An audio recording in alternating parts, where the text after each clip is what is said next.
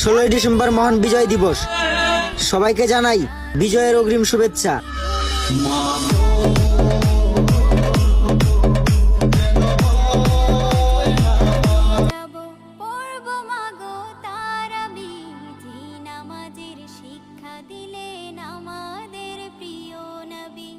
যাই নামাজে দাঁড়িয়ে যাব, পড়ব মাগো তারাবি।